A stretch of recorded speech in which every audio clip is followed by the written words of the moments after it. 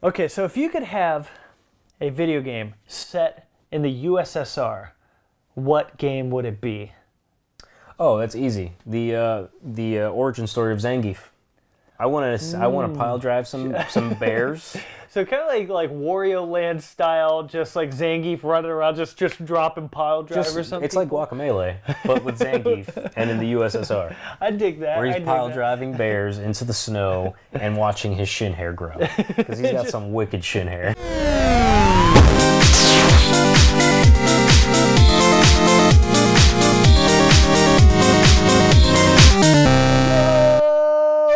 What's up, everybody? Welcome to Multiplayered, the podcast for the players. Ooh, I know, right? Isn't that pretty nice? I want to start doing that. I think GameStop might sue us, but yeah, I like that. No, there's this power to the players.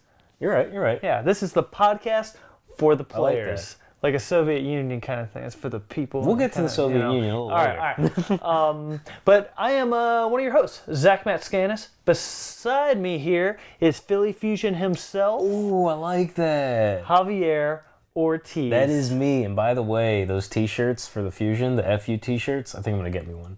They got banned in the Overwatch League, but I like it. I'm going to get one. Get one, man. Yeah, they're pretty awesome. And you made it, right? You made that that t-shirt? Oh, it was all me. Nice. Yeah, I came up with You're Philly Fusion himself. Yeah, I came up with the name Fusion. Like, I went up to the team and was like, Fusion, that's it. All right. Boom. So, we're your I can't even speak that. We're your co-host. Co-host. We're your co-host. Yeah. The two of us. Yep. We make one and host. Bacon and Kirby. And Bacon and Kirby and Mario. And the whole gang is here. And remember, you can check us out on YouTube and iTunes and Google Play and Patreon and all that fun stuff. And Stitcher. And Stitcher. Don't forget about it. Hopefully Spotify soon. They'll get back to us eventually. Yep. So let's start the show. Let's do some things. Let's you ready? Let's talk about some stuff. Now I got all my flubs out of the way. Yeah. Let's rock and roll. Yeah, now you can stop talking. Yeah. I'm going to start talking about me right now. Yeah, how's it going, man? So How you doing? What's up, baby? I'm doing all right. I got my tea here. I got my bacon here. Nice. I got my little mouse so I could scroll through the window, machine right there. Nice. The machine. Speaking of machines, I got this dope machine this week. Lay it on us. Right here, this box. She's on display. Now, for our podcast listeners, what are we talking about? I'm talking about this mouse. No, the Famicom Mini. Yeah. Which is the Japanese version of the NES Mini. Yes. So I saw it earlier this week on Amazon. I guess it had been stocked for a while, but I didn't regularly check. But I was looking for like NES classics. I was originally looking for the SNES Classic European version. Right. The Super Famicom, which is so much nicer than what we have. Yeah. Dude. Both of them Japan are just and Europe, they just get nicer They're things. spoiled, man. They're spoiled. But I saw the Famicom Classic, and I was like, ooh, I never got a chance to get the NES Classic. That's the next best thing. So like I picked it up, and I got to play a little bit today, or a lot of it actually. I played for a couple hours. And my God, I love playing these games on here. Yeah. Like, it is so much fun. First off, I gotta say, you didn't even tell me you were ordering it. No. You just got it, Surprise. And then I was just so angry with envy at you. I'm gonna do that more often. I'm just gonna order things on Amazon. You're gonna see packages. It was like that when Mega Man 2 and Mega Man X, they announced those collector's editions. The 8-bit, yeah.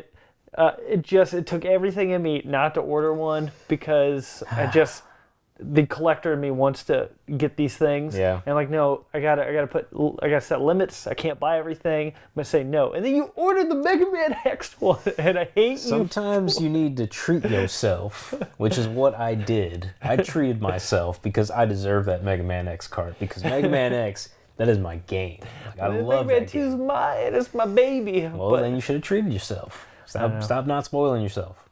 I mean, I don't know. It's like I had just dropped $400 on a PS4 Pro. Fair enough. So it's like... But the Famicom, though, is awesome. I love it. The controllers are way too tiny. Yeah. But, that's how all the minis are, except for the Super Nintendo Mini. That's actually size. The NES Classic isn't like that.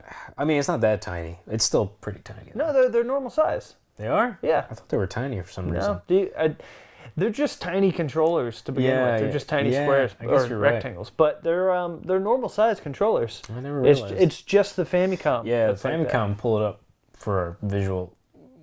listeners. Yeah. Like, it is literally, like, smaller than my palm. It is so tiny. It's so tiny. Like, it is just a tiny little guy. Like, we were playing Balloon Fight earlier. I'm just like, I feel like I'm going to break it. Yeah.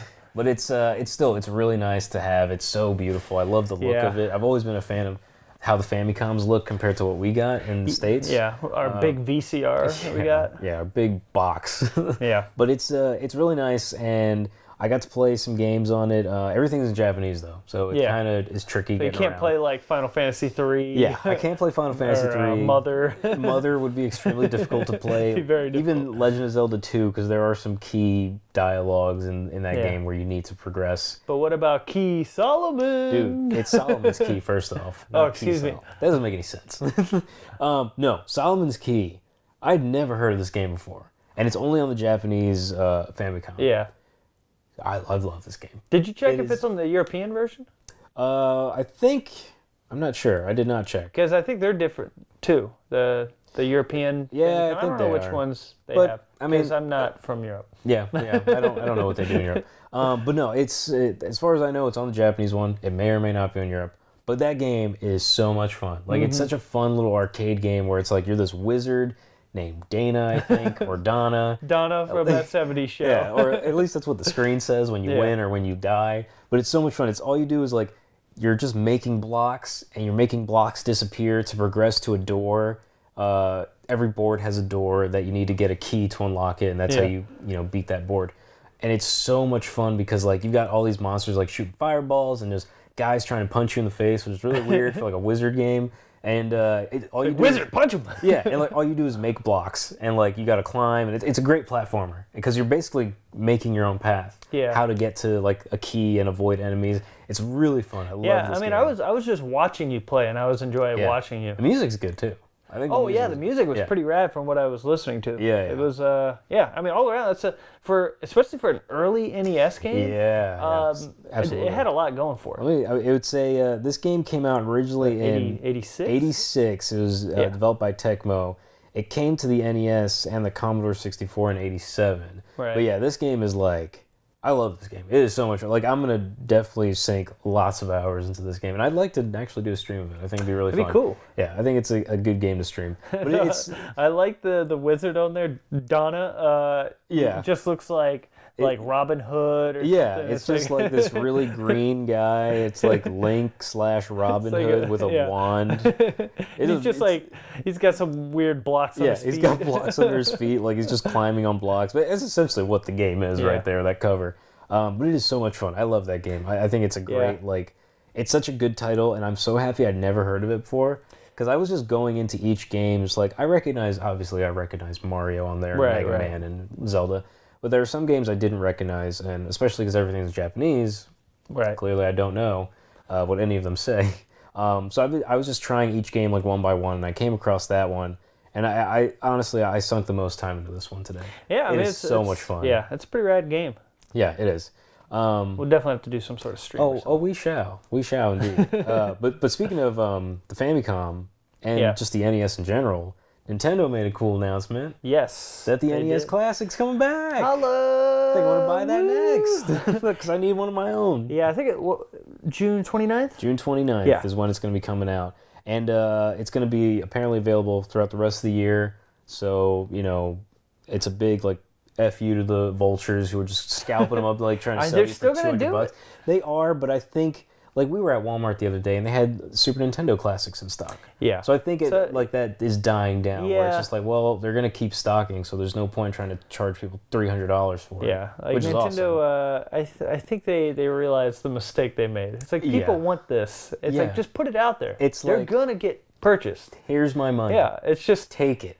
I want it. Yeah. And I feel like, actually, that you're going to get that a lot more with the NES than even the SNES, despite, like, how good the SNES's library is. It's just, the NES is one of those things that, like, moms and dads and stuff, like, the older generations, like, oh, I remember this when I was a kid, and then they just kind of pick it up for, like, their grandkid or something like that. That'd be interesting to see, like, numbers-wise, which sells more, the NES. I'd be very interested to see those numbers. Yeah, I don't know if we'll ever see those numbers, but I'd be very interested to see. Yeah, I would too, because I think it's it speaks volumes, because I think, like, our generation I think, would be more in love with getting the SNES Classic. Yeah. Like people our age. But like you said, the people older than us would want to get the NES for like kids or grandkids. And it's just, it's one of those things like everybody knows Mario Brothers. Yeah. And it's like even more than like Super Mario World, Donkey Kong Country, Super Metroid. It's like those games are phenomenal for the people that like grew up on them and know those games. But like the everyday Joe Schmo you're gonna say, hey, here's Mario Brothers. Like, oh yeah, I remember Mario Brothers. I remember there was like 3 of them or 2 of them, I think. And, 3 Mario Brothers. There was Mario and Billy and Bob. Yeah, they're the Italian plumber brothers right there. All 3 of them. But like this comes back in stock June 29th. I'm happy about it. It's like you said, Nintendo's realizing, hey, we make money off of these things. Yeah, and people want to buy them. That stuff just prints money. Like, these things don't cost any money. No, that's probably $3 max. And I think the most money you're spending on is the shell itself. Because the inside, I guarantee, is the cheapest part of this thing. Oh, yeah. It is not expensive to put all these games on a little board, especially nowadays, where you could fit all that. God, you fit that in a USB. Oh yeah, there are people that have hacked these systems and have put like hundreds of games on them. Yeah, like I've seen them like online when I look up like deals on like Facebook Marketplace or Craigslist. Like they'll have like 600 NES games in one NES. Like they hack them and they put everything on there. It's like I saw somebody that had hacked one and had put Ocarina of Time on it. Oh really? Yeah. Wow. It's like that. Like it's That's next though. I know, right? 64. Oh my God. But that's usually. What would you want first? A 64 classic or a Game Boy classic? Ooh. So I think I would. That's a really difficult question. Actually. Yes. I don't know. I would say I would want a Game Boy Classic first. I was thinking Game Boy too. Just because. I've if any really good N64 games, I'm hoping will just come to the Switch anyways, and I can just get them on the Switch. That's a whole other That's another thing I want to get into. But just like give me like a almost like a Game Boy Micro kind of thing with just like give me like 20 of the best Game Boy through Game Boy Color games. I wonder if they would be able to get Pokemon. Yeah, why not? I mean, well, just because like the Pokemon company is like. I mean, they're so tight, Yeah. It's one of those things. It's like they'll get they could get the Pokemon games. I mean, honestly, like, oh God, I would love to replay Red on like a Game Boy Mini. Actually, having Red, Blue, and Yellow, like just all 3 of them. Yeah. Or Gold. I mean, it's just, I don't want to go down this path, but like, I think I would want a Mega Man one. I mean, a Mega Man, a Game Boy, a Game Boy Classic, but a 64 Classic. God, the only thing that makes me want a Game Boy one more is that I think if a 64 Classic came out, I would already have a bunch of the games. Yeah. And it's like I could easily play them. But it'd be interesting to see if they can get like rare titles on there. Because like we'll you see. can't have a 64 Classic without Banjo-Kazooie. Or Banjo-Tooie. I mean, you just can't. There'd be some fighting if they don't put those on there. Yeah. So, but I mean, they might. I don't know. That's a whole nother. Yeah, but man, a Game Boy would be super rad. Yeah, I think so. Just give me just a, kind of a Game Boy Micro, like 20 of the best Game Boys, Game Boy through Game Boy Color games on there. Like give me the, give me like Super Mario Land 2. Give me like Pokemon Yellow. Give me Tetris for sure. Yeah. True. Give me what's some other really good Wario Land, or was that? Yeah. That was on Game Boy, right? Mm-hmm. Yeah. Wario Land. I mean, Kirby's Dream Land. Was it Dreamland technically? Dreamland. Yeah. That's the thing. Like, so many good games on the Game Boy were just like ports from, like Super Nintendo. Or but there's some good ones. Like even like Donkey Kong Land. Yeah. Or Donkey Kong Country Land was on there. I think it was just Donkey Kong Land. I think it's Donkey Kong Country Land. Is it? Seems like a mouthful. No. I think it was just Donkey Kong Land. Donkey Kong Land. You're right. Yeah. You're right. Because I don't know why they would add because country. Yeah. That makes sense. I get it. But it's like that was a good port. Yeah, or not really a port. It was just like a game based off like the Donkey Kong games. And using like the same assets, just really scaled down and green. Really green. And then like Metroid 2 was on there, and Mega Man 2 was on there, and there's a lot of good games. Yeah. I would like a Game Boy. Be pretty rad. Yeah. Hopefully those things come, and I kind of want to bring that up into what this kind of ties into what I want to talk about right now with Nintendo. All right, lay it on me. So, what we've been speculating for like what seems like more than a year now, online infrastructure for the Switch.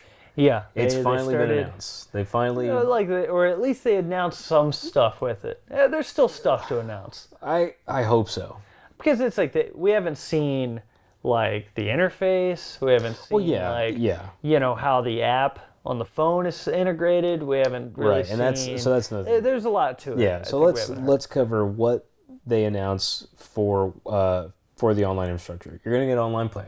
Yep. Obviously, you're gonna be able to play all your games online. You're finally gonna be able to get cloud backup, which to me is just like that should have been their day one. To not have that, but it's not even that. Not even to not have that, but to not like manually save it onto something else. That really bothers me. Because like that doesn't cost you anything, Nintendo. Like that's literally, I can understand this, like $20, cloud backup, fine, you know, servers, whatever, costs money. But like for me to just put a hard drive in the side of my dock, or just like be able to transfer everything to your SD card that's already in there, and then just like dump that to your computer. Yeah, exactly. You know? It just it's I feel that's like a little crazy. Yeah, that bothers me. The online app is going to get some, they're going to touch it up with whatever I can imagine. Hopefully the voice thing will be much more smoother and easier to use. That whole thing. It's not like, I don't know why you can't just plug in the aux cable and just. That's right. Like Nintendo's always been like one step forward, two steps back. Yeah. Where it's just like, yo, we got this thing and it's awesome, but there's some things that you're not gonna like. it's like they would have the best online experience for dial-up. Yeah. Like, just like it is like 10 years backwards. Yeah, they are so like Nintendo Switch's online could compete with like Xbox Live when it came out for the Xbox OG. Or like the Dreamcast playing online. Yeah, no, I agree. And then, so this one's interesting. Not the Virtual Console, but the Nintendo Entertainment System Nintendo Switch Online. It's a mouthful. Which is a mouthful. It's a lot of Nintendo in one sentence. Yeah. But this is interesting. You're getting 20 NES games. At least to start. Yeah. And you get to play online with people. So they're adding multiplayer to games like Zelda, which I think is really interesting. I can't imagine what else it is except taking turns playing. Like, I don't know what else it could be. Well, one thing they're adding, which is kind of cool, is the pass the controller feature. Okay, so it is kind of like that.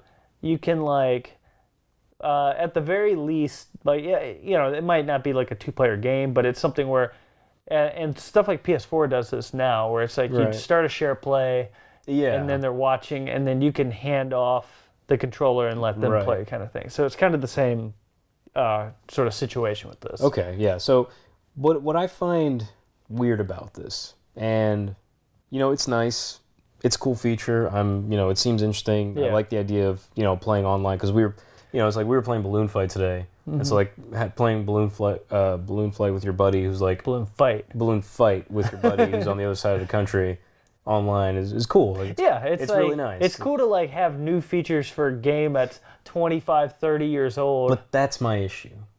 That this is the Nintendo Entertainment System, Nintendo Switch Online. This is just NES, and it's like, that's nice. Like, I like it, but like, we have PlayStation Plus, and I get to play modern games for free. It's like, why couldn't this be like the 64? But who knows? Maybe they'll add that later. I'm hoping it will. Like, maybe it'll be like once every couple months they switch like systems, and or I don't know if you'll be able to keep the games like in Plus or Live, where you can like save them to your library and then just download them later.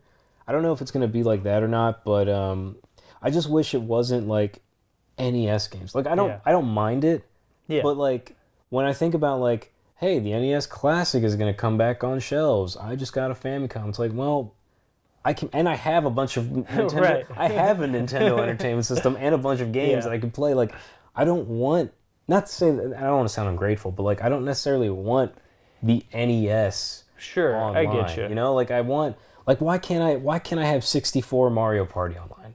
Why can't I have that? That would be pretty rad. Yeah, like although you would break your tiny little Joy-Con just trying to do the little the rotation of the joystick. Yeah. But like, why can't I have like more? It doesn't even have to be modern. Just like 64 GameCube. You know, like why can't I have Wind Waker past the controller instead of the original Legend of Zelda? Like, I'm not trying to disrespect the NES games. It's just like, it's like 40 years old. Or 30 years old, I'm sorry. Like, that stuff is like, it's super cool, but like, give me like some other things on top of that. Like, give me those 20 NES games. Or at least like make me feel like you're gonna add more to it. Like, give me like the open-ended, like, yo, this is like a virtual console online kind of thing. Like, we're gonna drop NES games, SNES games, N64 games, whatever. Yeah. And have like this, like, some online modes for you. Like, but I'm trying to understand, like, why would you just straight up get rid of Virtual Console to replace it with this? Well, I think because you made money off Virtual Console. Yeah, so it's like Virtual Console, the name they've said is going away. But I think like all those games will end up like in the shop still. Yeah. It just won't have that Virtual Console banner. That's I guess, but then why get rid of that? I just don't understand like why like. I don't know. Why not just keep it? Like, what is it hurting anybody? It's not hurting you or anybody. I feel like it's just, they're just kind of rebranding, remarketing stuff, and I'm sure there's going to be some new name that they're going to use for it. Because it's... Well, I mean, that's the reason why why you said, and I think it makes sense that, like, this can't just be the NES Nintendo Switch Online. Right. Like, it can't just be the NES games from now until forever with Switch Online service. Like, I'm hoping that, I don't know if it's going to interchange or, like, if 1 month it'll be the Super Nintendo Nintendo Switch Online. I don't know. It's one of those things that's like, it's just like an extra little bonus thing you're getting with your $20 a year subscription. I think you're still going to have all these games in the shop on their own, not necessarily like with their cool, like whatever they're doing for the multiplayer side of things. Like, if there's like, now you can play Zelda with 2 people, kind of like Four Swords or something, or like, I don't know like what they're adding to these games, but I think that'll still be separate from like on the Switch eShop, you can go and you can buy Mario Brothers, you can buy Mario Party or whatever. It's I mean, I think you can already buy the original Super Mario on the eShop. I think you can buy Mario Brothers. I don't think you can buy Super Mario Brothers. I think that's... Yeah, I'm not sure. I think it's that Mario Brothers verse game. I just think it's so weird that, like, I don't know. It just seems weird. But I mean, everything Nintendo does is really weird. Yeah, that's why like I feel like they're doing this thing where they're kind of getting all the weird things out of the way, anything that might sound like bad news, so they can go into E3 kind of guns blazing, like smash. Yeah, they always like you always want to kind of deliver that. A lot of people do this. They'll deliver kind of like the bad news out front, and then like something like E3, they can just come out with all the good news. Yeah, so get all the kind of crap out of the way. Like everybody has questions about, like it's like that sounds weird. Where's Virtual Console? Oh, maybe it's under a different name. I don't know what's happening. What's going on? And then in a month you forget about those questions, and then because they're announcing something new. They're like, yo, here's a dope interface. You're getting Mario Party for free, Mario 64 for free. You're getting like, but that's the thing. It's like the app is awesome now. Why can't that be available? Like, why can't it be available at the beginning? Like, why do you just have to be like 20 NES games? And they're only first party. Yeah. There's no Castlevania, there's no Mega Man's, like nothing like that.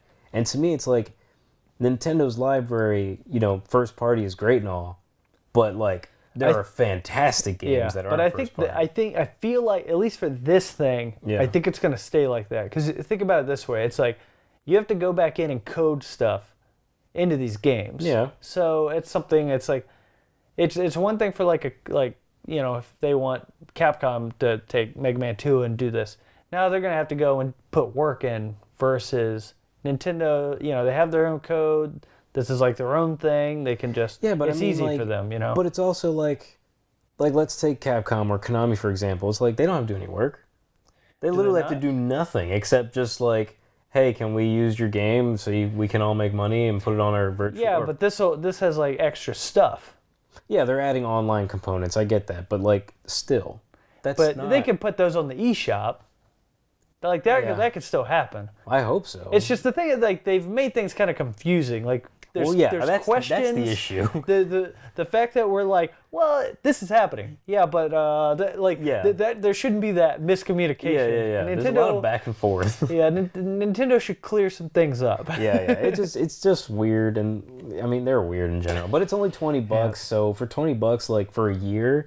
That's really not bad at all. Yeah, I mean, honestly, like it's really if they're nice. like, you can play online, you get your cloud saves, it's like, all right, that's worth $20 Yeah, a year. and like they have a cool like family plan, which I don't think Xbox or PlayStation offers a family plan. No. But I think that's a really good idea because like. Yeah, I think it's a very smart idea. Yeah. For them. Because they're like nowadays, you've got like kids who grew up with Nintendo are parents now, and obviously I'm sure they share their Switch with kids and stuff. So each kid is at their own account, and they can all be under the family plan, which I think is just really brilliant. Yeah, I was thinking about this because obviously I don't have any kids, at least none that I know of. But like, let's say I had like 4 kids, and each one of those kids likes playing video games, and they're all like, play Xbox, for instance. You're paying, or PS4. It's like you're paying like $60-$70 a year per child. Yeah, if they each have their own system. Exactly. I'm not saying which is already. But like if all of them want to play online, at the same time, it's like each kid has to have their own. I mean, that's a lot of consoles in one household too.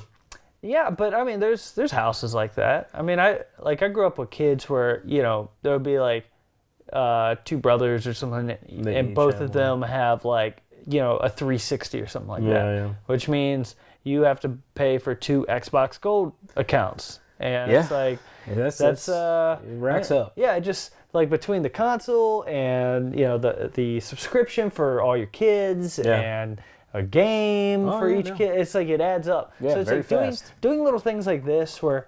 And I'm sure with the family plan, you can also set up like restrictions, like some really good I'm sure there's parental restrictions and all that stuff. Like stuff like, no, my kid can't voice chat, like stuff like that. I think like. But that's the thing, you can't voice chat without the phone app.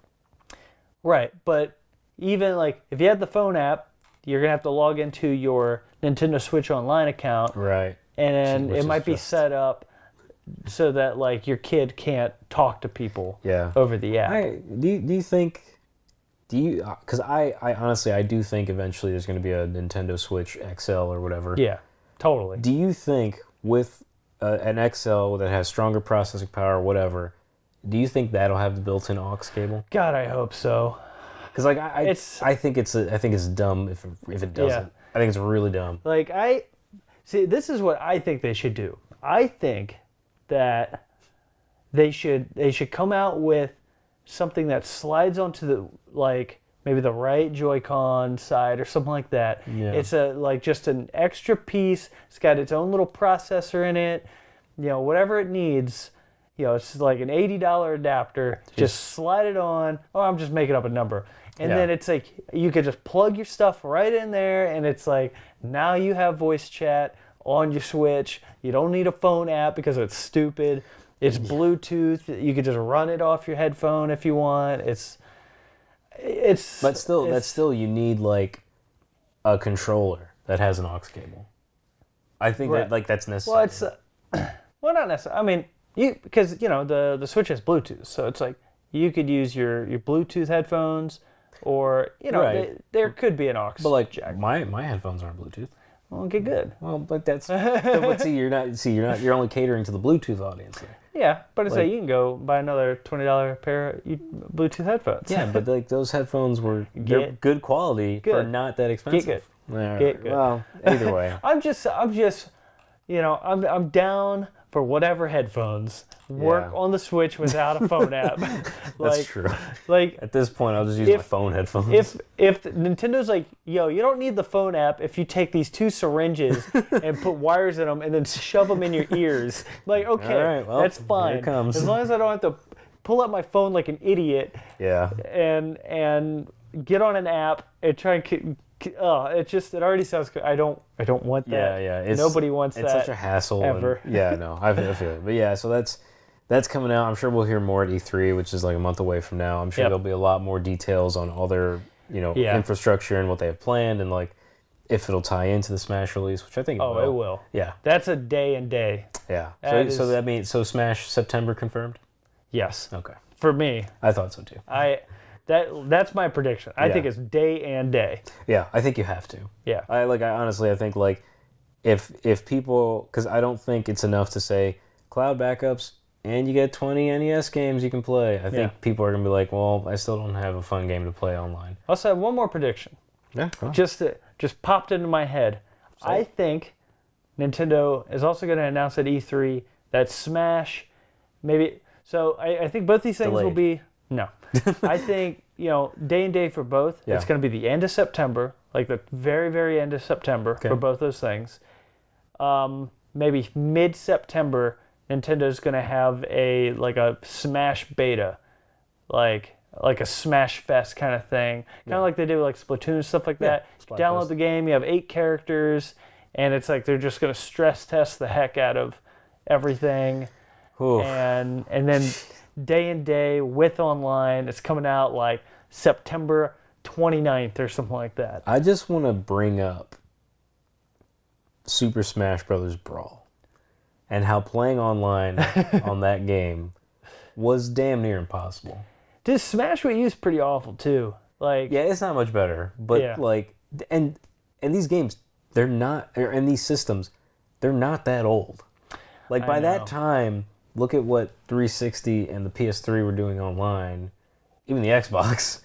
And it's weird because actually, like I loved Super Mario Strikers Charged, and that game, its online infrastructure was surprisingly good for the Wii. Right. Like I never had, or I should say I hardly had any issues with it, like lag or anything like that. Right. Like it's actually like I was pretty surprised how good that game was online. Yeah. And I was like, yo, if they could just do this for Brawl, and then they didn't. I don't understand. Look, it's Smash. Yeah. Like I remember playing it once online at my friend's house, and I literally I would have to input my moves and just watch it happen, and then the slowest just like Dude, like Smash for Wii U is the same way. Yeah. I actually have less problems with Smash 3DS than I do Smash Wii U. I was gonna say I played Smash on my 3DS online, and I've had less problems than console. Yeah, it just makes no sense. Yeah, but whatever. That's Nintendo's weird.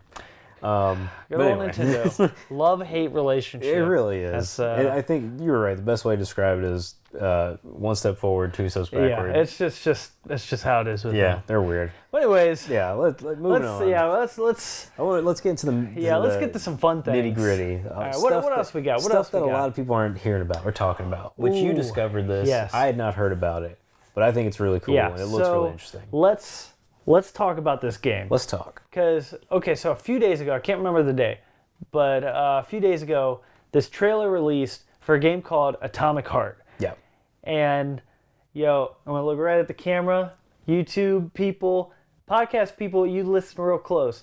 Atomic Heart, go watch that trailer right now. Look at Haas Fingers. Watch the trailer. Now. I'm probably going to drop a link into the YouTube subscription or description or something. Yeah. It's like, and put it in a little tag thing, people put stuff on the screens and you're click here, little arrows or whatever. Yeah, a little click here and go to the thing. But yeah, dude. So Atomic Heart, this game, I don't know where this game came from. Yeah, I'd never heard of it. It came out of nowhere. So they released a trailer actually, like a little teaser thing, 9-ish months ago, I think. Mm-hmm. And I'd never heard of it. I didn't know this game existed until 5 days ago. Yeah.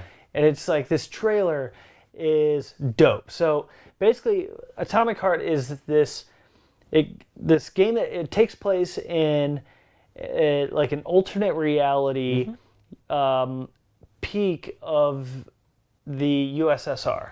It's this weird stuff is going on in this place. So Zangief is running around, just pile driving people. This is Street Fighter, by the way. So this game, it feels so Bioshocky. Yeah. So Bioshocky. Yeah. That's a word now. Bioshocky. When I saw it, when you showed me the trailer, I got Bioshocky Fallout vibe from it. That's very like, much. yeah, all those little flying robots flying around, it just reminds me of Fallout, like, for sure. Yeah.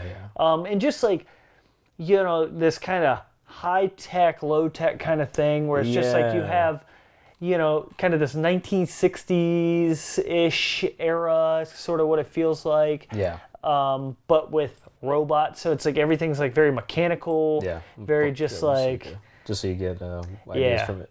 I mean, this looks game really just cool. looks super rad. Yeah, and it it's does. like, and and the trailer's kind of, it's like half gameplay, half not gameplay. Right. Maybe a little less gameplay, but it's like just showing off this world, and it just looks super awesome. Like, it's just weird robots kind of wandering around. There's like freaky like science fiction, like weird monster things, like monsters, just weird and just, sci-fi things, in general. I think there's definitely some stuff like a lot of stuff going on with the mind too, just like a lot of mind tricks, like a weird, like you see just like these weird pillars of water that are just like hanging out, like it's very strange. But this game just. Like I say, I've been wanting a new Bioshock for years, and this looks like the closest thing like a to spiritual successor. Yeah, but this company, I want to know more about this company. I've tweeted at them. I have not heard back, but I tried to look up this company, Mundfish. They're the developers. Mundfish. Mundfish. Mundfish. And I think they're Russian, right? So you go to their website, and their website has just like nonsense. It's just like a couple random like posts, like these like blog post things. That's basically. Their YouTube has 3 videos. Yeah, their YouTube has 3 videos. Their Twitter has like 4 posts in a year. Yeah. It's like their Facebook has like 8 posts in a year. So it's just like, what is going on with this company? Like, who are these people? I can't figure out. There's no Wikipedia page on them. There's like.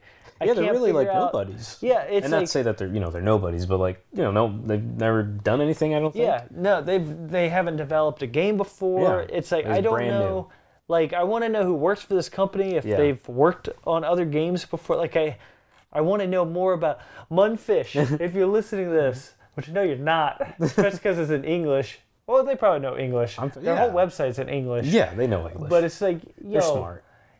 Please, just talk come to at me. PM me, like hit me up with like just this is who we are. Yeah. I want to know you, Mundfish. I want to get to know you. Take you out on a lovely night out. And then a nice little dinner on you. And look at that game you're making. You can afford it. Yeah, you got that Mundfish money. That Atomic Heart money, which sounds like an 80s music video. Atomic Heart. Yeah, for sure. But yeah, this game does look. I think it looks really cool. It's like super creepy, visually interesting. Yeah, and it is really creepy. There are moments in the trailer where like it kind of looks like there's a zombie clown thing. It's really weird. Yeah. It's just so they weird also looking. There's weird posts on their website about like this like one scientist guy. He has brought beings back from the dead, and then there's like another post that's saying that the robots have like. They're basically killing anything that's not a robot. Right, anything sentient, or organic, I guess. Yeah, pretty much. So, you have zombie, like these things that are risen from the dead, these like weird things that were experimented on. You have like, robots that are trying to kill you. And with this aesthetic that just, it's the creepiest clown ever. It's terrifying. It's almost as creepy as the robot clown that's in this thing. Yeah. Lots of weird stuff. Weird clown people. And robots. Yeah. It's like, it just feels like a Bioshock to me in so many ways. And that just makes me happy because I'm a huge Bioshock fan. Yeah. Oh, I know you. I love all 3 of those games so much. And, There's also some cool looking weapons that you're wielding in this trailer. Yeah, it's like, you got... Besides a wrench, but like that... Yeah, it sounds like there's a lot of like just up close combat in this game. A lot of just weird hammer looking things and melee. And I really like that because my issue, like... And you have to purposely do this, I think, in games like Fallout, where it's like, I love playing Fallout games. Yeah. But like, I find myself always just racking up guns and then shooting from far away. Yeah. But it's so much more fun when you have like melee combat and melee weapons. You just run up and smacking people with like a barbed wire hammer. Yeah, I mean, it's the same thing with BioShock, where it's like, you know, the first game you got like the wrench. I really like the second game because you're playing a Big Daddy, and so you have this huge drill on one of your hands.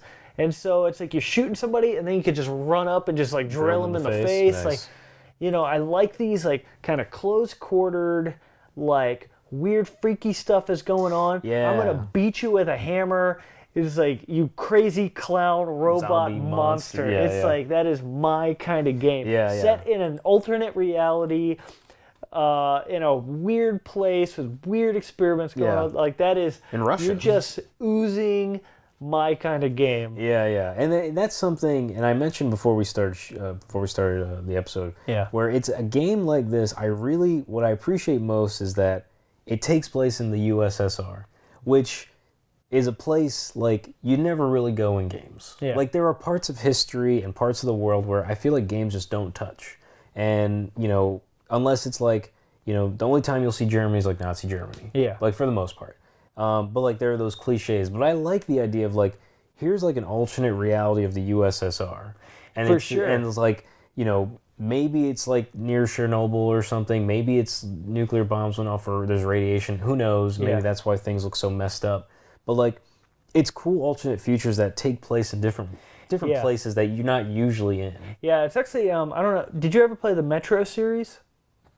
No, but I know what you're talking about. So the Metro series, for people that don't know, is another game. It takes place in Russia after this nuclear fallout that happens, and those are actually really cool games too. And basically, the people that survived, they all live in like in these tunnels. It's underground, right? Yeah, in the Metro. Yeah.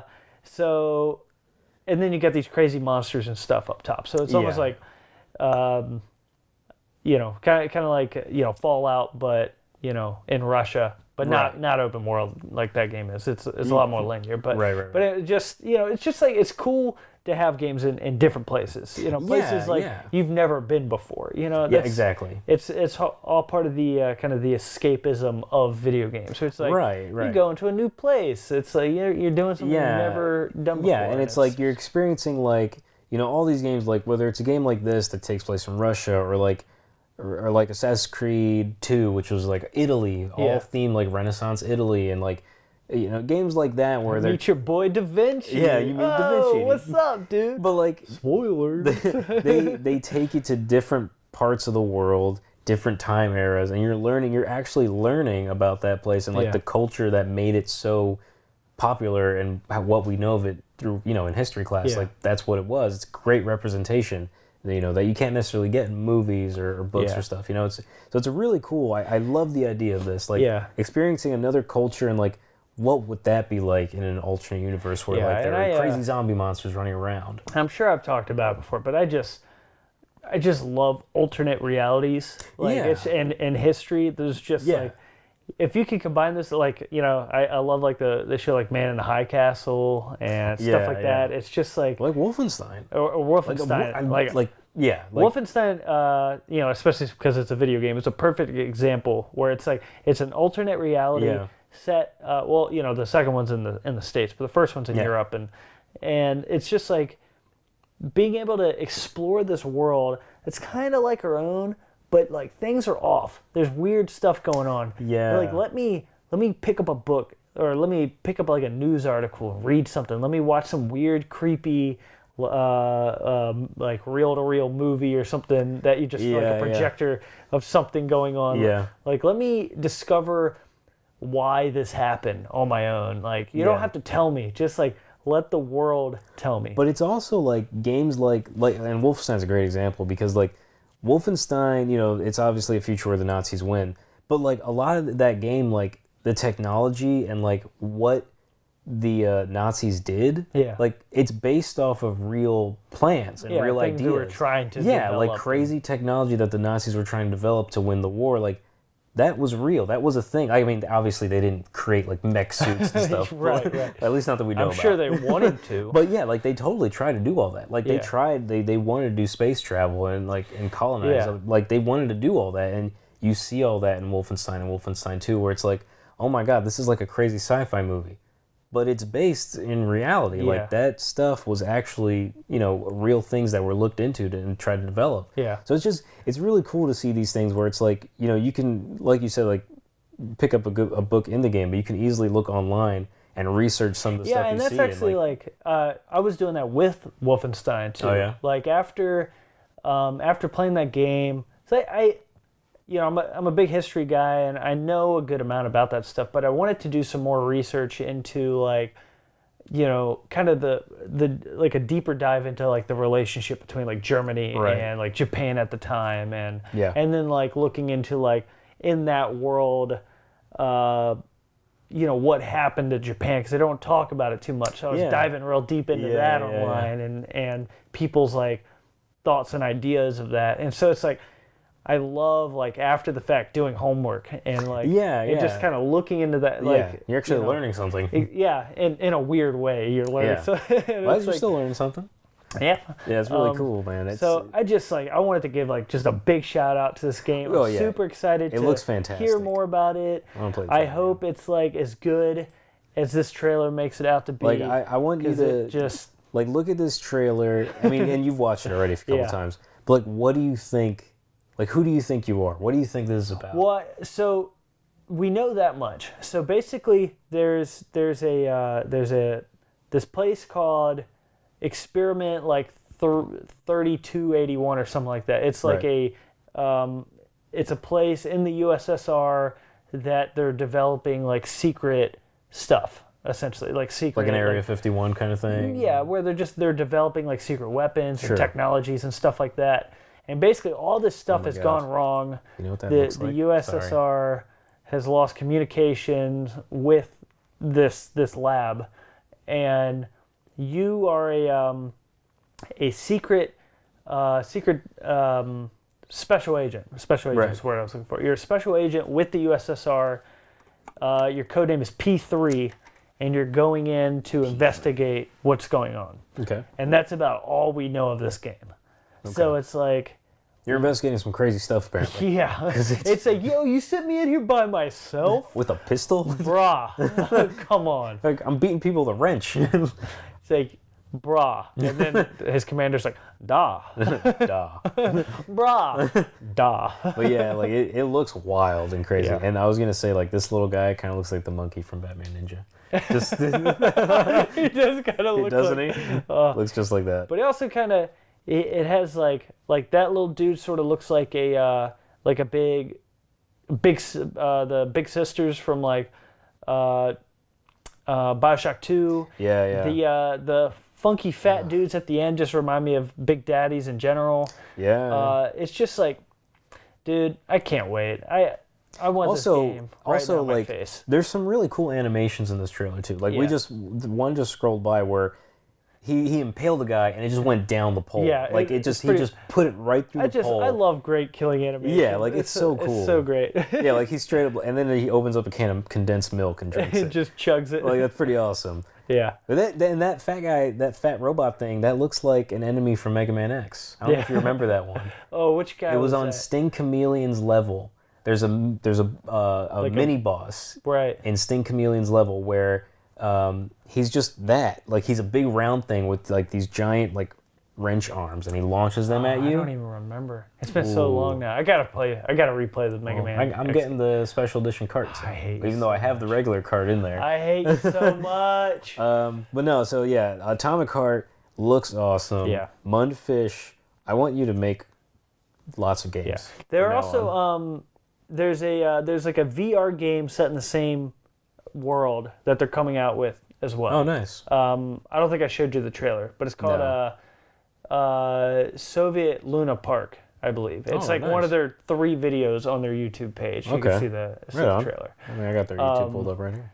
But it's, I mean, it looks like ridiculous. It looks fantastic. It's set in the same world, but it's like the VR thing looks like more goofy than anything. Yeah, it looks fantastic. Soviet Luna Park VR. Yeah, and I love that it takes place in the USSR. Yeah, which is just like, it's a piece of history that kids today they don't know what that is.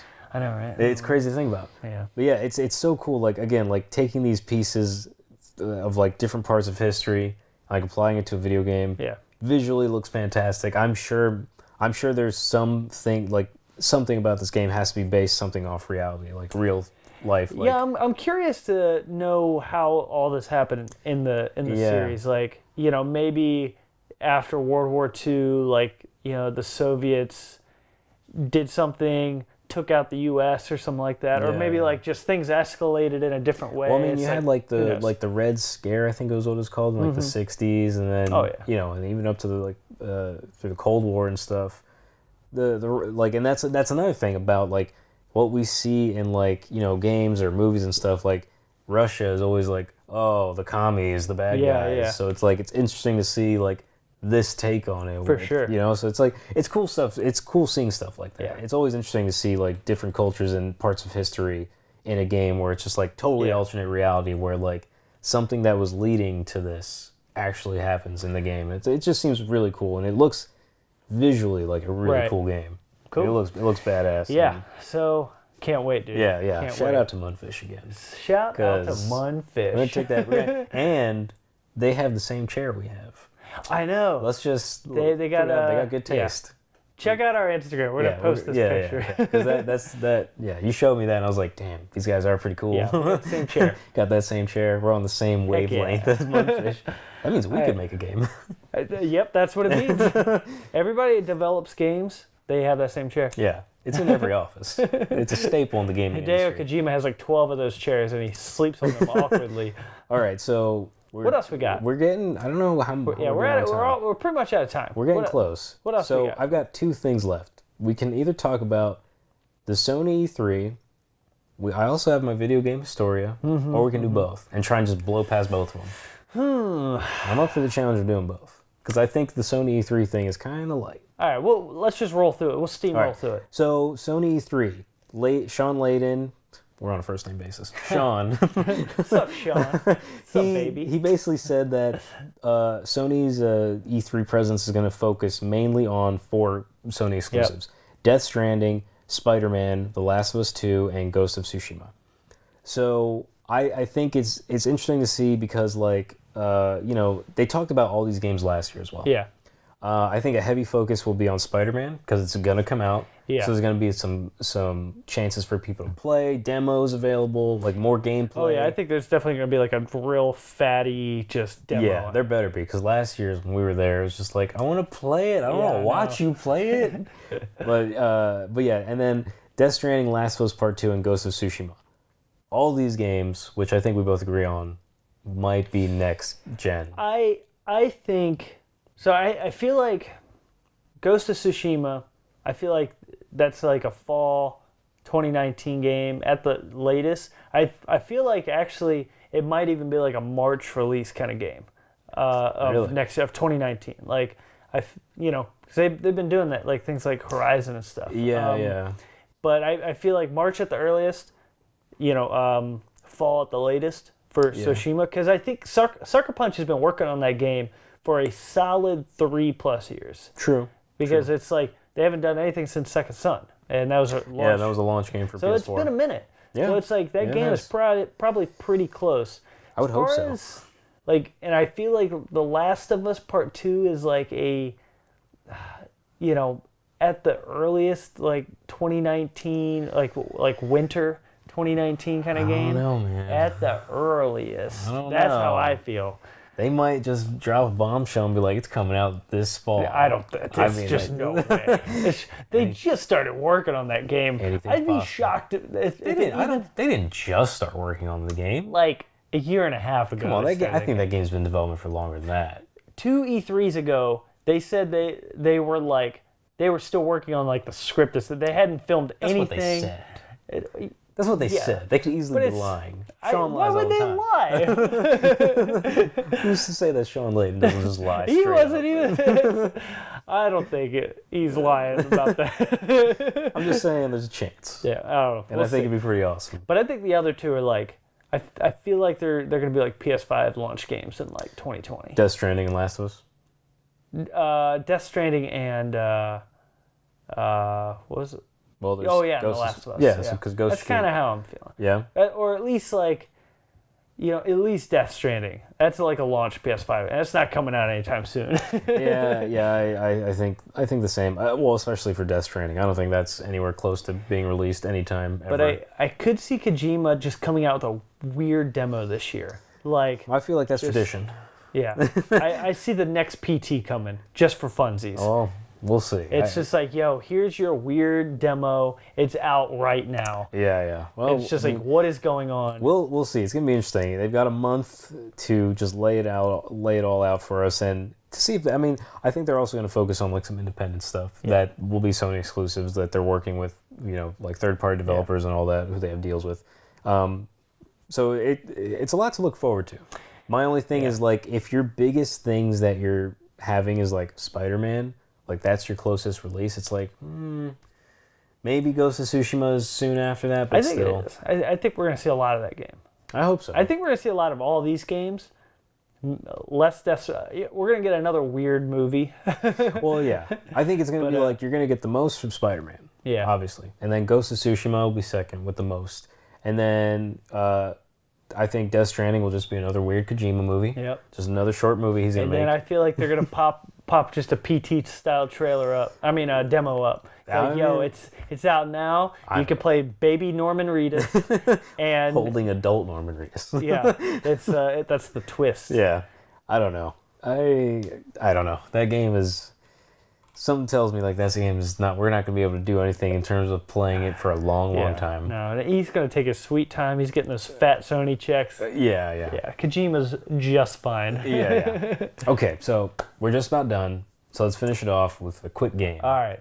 Video game Historia this week. I lost last round or last. You did last time. Yeah, Spider-Man 3 last time. I said Spider-Man 2. I was close. I get half a point. You were close. All right, so the game was released. Man, if I give the release date, I feel like it gives it away. May 10th was the date. Okay. I won't give you the year. Oh, come on. May 10th. Or I mean, maybe a console then. I don't know. All right, console exclusive. Okay. May 10th. May 10th. It came out within the past 4 years. Past 4 years. Past 4 May years. 10th. May 10th. Console exclusive. Big game. Big game console exclusive. May 10th. I'm going to go with Uncharted 4. They just nailed it right off. Crushed it. Just right off the... Woo! That's what I'm saying. Because I knew that was like a summer game. Yeah. And that's what I was saying. Like, I can't give anything away about it because it's literally like it's the most obvious one. Yeah. Yes, I got one. May 10th, 2016. I've been worried like I'm just going to get them wrong every week and just seem like a jabroni. No. I mean, it's not as hard as well, maybe this can become like a 20 questions thing because like games like this, I can't give a detail where it's like you'll guess. It's like kind of Indiana Jonesy. Yeah, no, it's but it's I think that's some decent hints that got me there. Yeah. But no need to stump me. Don't make me look like a jabroni. You're 1-1, so that's not bad. All right. So it's good numbers. I got half a point for Spider-Man 2. You're 1-1. All right. But yeah, so May 10th, 2016. God, I love that game. Just that whole series. Not really including the first game. I mean, I guess we could like. Because I love 2 and 3. I love 2 and 3. Yeah. And it's like, I was so looking forward to 4. And it was a great game, storytelling-wise. But there's like, I felt like it was missing things in it. Like, I didn't get those like, I didn't get those like huge like, kind of Hollywood set pieces that were in the other 2 games. Yeah, I guess. It's like, there wasn't like, I mean, there's so many good moments from 2 and 3. You have like the one where like the building's collapsing and you're sliding down with the helicopter like shooting at you. Yeah, that was pretty awesome. You got the one where you're like you're falling off the back of the plane into the desert. I mean, you have like you climbing up the train. It's like there wasn't much of that in the 4th game. There's a lot more just character development. Well, there's a story about him and his brother. Yeah, like really good like just dialogue and stuff. Yeah. I mean, it was fantastic in that way, but it's like I like the set pieces. They're fun. I do too. I agree. Like those are the best parts about Uncharted, but I don't know. 2016, right? 2016. Yeah. Yeah. You've got the box back there behind Kratos. See, it's like they've only been working on Last of Us Part 2 for maybe 2 years. 2 years at most. Maybe. Yeah. It's like give them at least another year. Yeah, fair enough. I mean, I would assume they have like a separate Naughty Dog team where it's like, you're the Last of Us team. Well, it's, maybe a little bit. But it's like, like Bruce Straley and, what's his face? Oh, gosh. I'm forgetting his name now. What's his partner? Bruce Straley's partner. I don't know. Come on. I don't remember it. No. I'll just pull it up right here. Oh, no. Nathan Drake. Nathan Drake. Let's see. Where's the... there it is. Neil Druckmann. That's the name. Yeah, Neil. Sorry, Neil. I couldn't. We're on a first name basis. I swear I'm so bad with names. Yeah. I'm trying to get better people. But, it's like they're basically directing everything, and it's like they're kind of like a one project at a time kind of studio. Which makes sense. Yeah. But anyways, so I think that was a solid show. I think we did it. Not bad. We made it through. Yeah, we did it. Good job. All right. Let's do a little roll call here. So you can follow me at Zach Matscanis. That's what Zach Matscanis on Twitter. So that's ZACKMATZGANIS. Boom. Boom. There it is. And I'm on Twitter at multiplayer@Hav, and I am on Instagram at Jumpman_Ortiz. Yeah, and check out our Twitter and Instagram and all that for multiplayer. Dude, I can't speak today. Check out for multiplayer as well at Go Multiplayer. Yeah, Go Multiplayer on Twitter and Instagram, I believe. Yeah. So we're gonna post some funny stuff to Munfish, especially. We're gonna get that chair picture. Yeah, we're gonna do a side-by-side shot. We're doing Munfish. You best get ready. We're coming for you. We're sliding in those DMs, whether you like it or not. Sliding in them DMs. That sounds awful. That sounds awesome. Also, I want to give a shout out to my boy, DJ CUTMAN. You're pointing at a laptop they can't see. I'm going to put this sticker, I might Instagram that picture as well, that sticker, because I love that sticker. Yeah. But DJ CUTMAN, who gives us the intro and outro music. For sure, also, we're going to have music for our new little segment, The Bits. Yeah, so we're gonna do some little, we're gonna cut these chunks out for our YouTube audience, doing some multiplayer bits. Just basically the show, just cut down into some smaller segments for the people that... Basically, if you don't want to listen to my stupid voice for an hour and you only want to tolerate it for 5 minutes, that's basically what this is. Yeah. So, we're doing that. We got a lot of things, fun things on the horizon. Yeah, a lot of things planned. I want to get another thing we're doing, we're gonna start posting these on Tuesdays. These our main episodes. Yeah. And then on Fridays we're still gonna do our bonus rounds. And then throughout the week, we're gonna kind of cut up our show, do some little multiplayer bits. It's gonna be a good time. There's gonna be a lot more of us. And some streams ahead. I want to do that Solomon's Key stream. We're gonna do a lot of fun stuff. It's gonna be a good time. We should do a Famicom stream. Let's do it. All right, I'm down. All right. Just a Japanese stream. Yeah. We can only speak Japanese, play Japanese games. That's the thing. We should do a mother stream and try to figure out what's happening. Try to figure out what's going on. I'll have a beginner's book on Japanese, and we'll try to get through. Okay, so we got. All right. What's that symbol mean? What's these squiggles over here? Mother. All right, we've gotten there. Good job. But anyway, so that's the show. So be sure to subscribe, all that fun stuff. YouTube.com/multiplayered. Check out the podcasts on the iTunes, Google Play, Stitcher side. Give us some ratings. Tell your friends, tell your mom, tell your dog about us. Yeah. Hit up our Patreon, patreon.com/multiplayered. Throw us a buck or two if you can. If not, no big deal. But we do have some delicious bonus rounds every other Friday. And we're going to release those every other week on YouTube. So there's all that. We did it. Good job. High five. We're going to make it through together. We did it. Yay. All right. So we will see you next time. So keep on grinding. We'll see you at the respawn. We love you. Munfish.